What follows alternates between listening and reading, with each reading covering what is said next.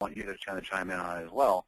This is a common challenge. We see it quite often. I've talked to lots and lots of homeowners in the last 30 days where they did exactly this. They pulled the house off the market and they're planning on coming on in the spring. And we touched on this briefly last week. The dynamic, if you look at the real estate market from a supply and demand standpoint, is the demand doesn't slow down until after November or the Thanksgiving holiday. You still have a small amount of buyers over the holidays, which are your relocating buyers that need to be in by January. But what does fall off starting in late July, August, and definitely in September is inventory.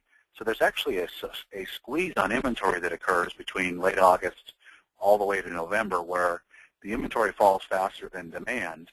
So for Suzie, one thing that I would suggest you need to think about is you have two things that are big considerations. You could be in a better tight market now than you would be in the spring because what's happening now is inventory is dropping, but demand is not falling off until after Thanksgiving. And then number two, the opposite occurs in late February and March. You have everybody who pulled their house off the market, plus the new people who want to sell, all dumping their houses on the market, and demand doesn't tend to pick up as rapidly until late April, May, and into June. So you would be competing with a lot more homes. So it's really a decision of what kind of market dynamic, because I would expect spring market will be strong, but you'd be competing with more houses. So what are your thoughts, Perry? Well, I think that the spring market always sees the highest levels of new properties online. I think the question that I asked myself, or I try to dig deeper into it, is it something other than just timing that is preventing you from making an offer right now? Do you feel like you're going to be making more money then? Do you think that interest rates are going down? I don't think they are, but they do. If none of the inventory that's available now, your perfect fit. Especially if it's that issue, you might want to wait, but be willing to, you're taking a chance. And the chance right now is in the seller's favor that things are going to increase. You know, I like to dig deeper into those questions and see what those answers are as a buyer, why the delay is there. If they are making more money, that's a reasonable risk I'd wait on. You're getting a bonus and you need that bonus to close on the house to get a better interest rate, wait. It's okay to do that kind of stuff. If you haven't found your perfect home, that even gives your buyer's agent more time to do some off-market research. You know, I know you and I have talked that offline several times of how you've had buyers say, I need this type of home, and there's nothing out on the market like that. What, for example, a live-work property or a modern contemporary home, you know, something in Westlake under $500,000, you know, you might need that extra time to do that. And I think those are reasonable ways. But in general, if it's not one of those things, you better take a chance now and try to lock it down. Yeah, you always get that little dynamic of it being an unknown. And I do agree with your questions. I mean, there are those people who just right now, if they sell, they're not doing it because they know that almost immediately they would be in kind of a pickle, and we know what the rental market's like because they can't figure out what they're going to buy. There's just not enough out there for what they're looking to purchase. Probably a bad idea to put their house on the market right now because they don't have anything to move into, and it's going to be a real challenge to rent.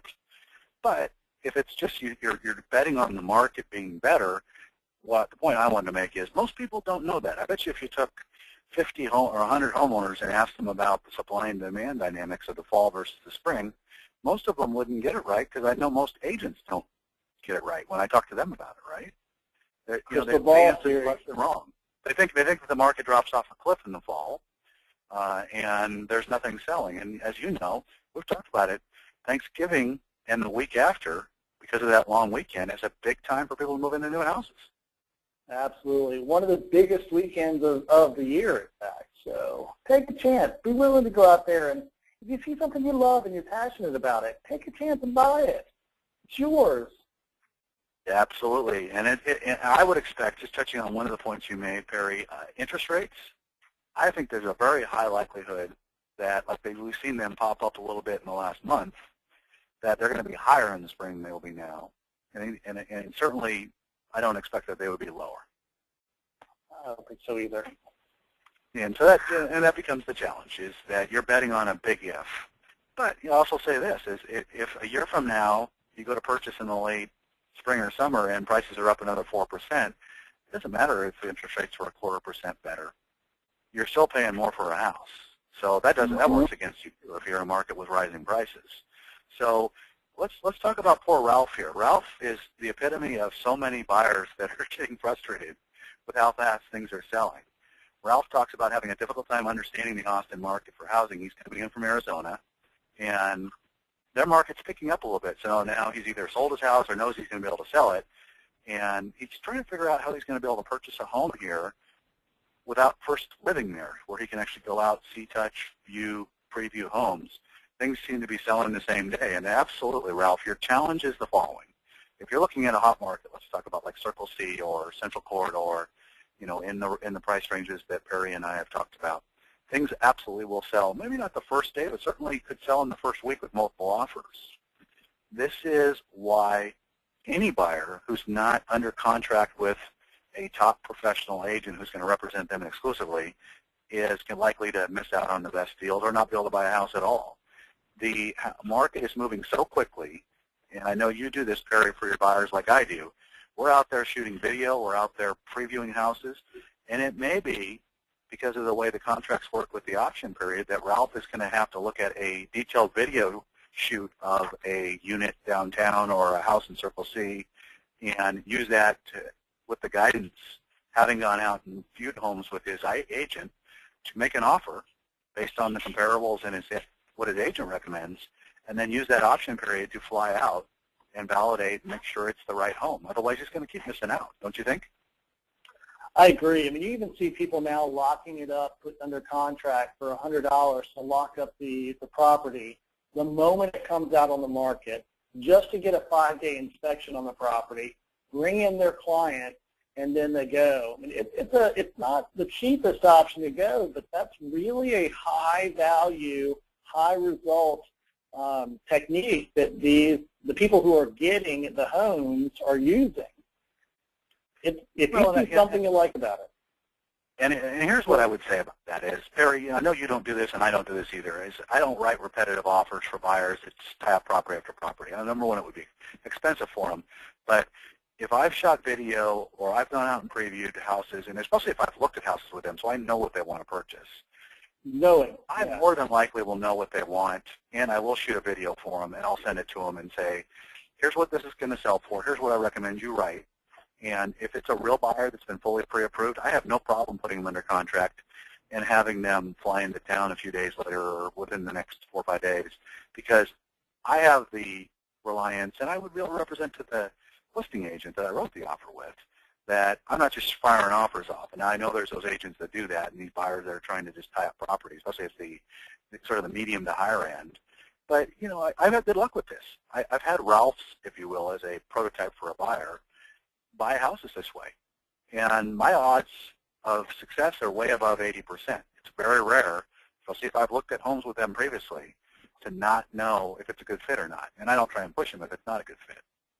Right, right. So you're saying that if a good agent will listen to the customer, get to know them deeply, and because you know that much about what they like, when you show them 20 houses, you know what the top 3 look like in their mind and then say in their world, and that's where we dig deep behind the scenes.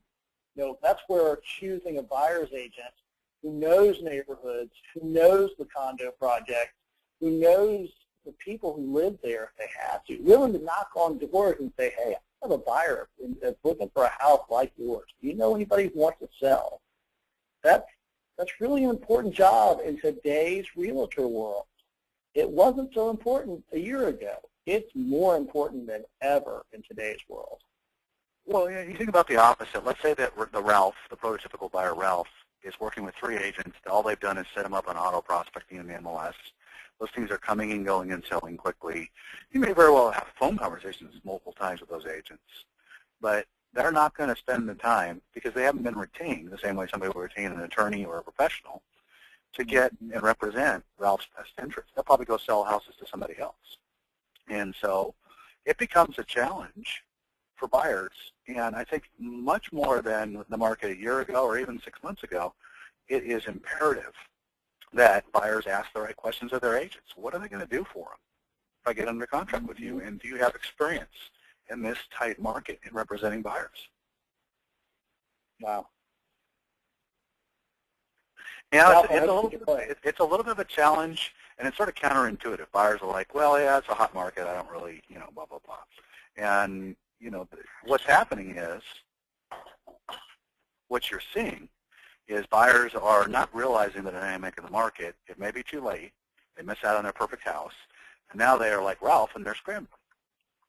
So I always advise people, even if you don't pick me, even if you don't pick Perry, make sure you pick a professional agent. Because obviously there's some dynamic there. There's not only where are you looking, but what's the dynamic? Do you enjoy working with the agent, because you are going to be working closely with them. And he or she needs to be a good fit.